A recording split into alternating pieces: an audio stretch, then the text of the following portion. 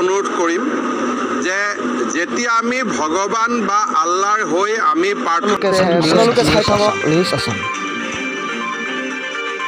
অনুৰোধ কৰিম যে যেতিয়া আমি ভগৱান বা আল্লাহৰ হৈ আমি প্ৰাৰ্থনা কৰোঁ বা আমি যেতিয়া তেখেতক সকলো শ্ৰদ্ধাৰে উপচাই দিওঁ তেতিয়া আমি সদায় মনত ৰাখিব লাগে যে ইয়াৰ ফলত যাতে ওচৰ চুবুৰীয়া মানুহজনেও সেই আনন্দত অংশগ্ৰহণ কৰিব পাৰে।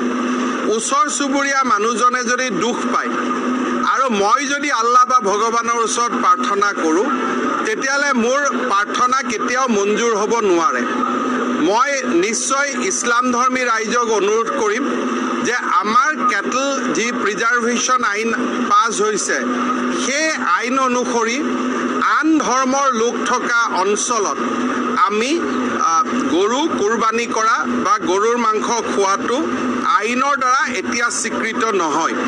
সেইবাবে মই সমগ্ৰ ইছলাম ধৰ্মী ৰাইজক বকৰীদৰ শুভেচ্ছা জনাইছোঁ আৰু তেওঁলোকক মই ইমানেই আহ্বান জনাম ইয়াত কোনো একশ্যন লোৱা শাস্তি লোৱা পুলিচ যোৱাৰ কথা নাই।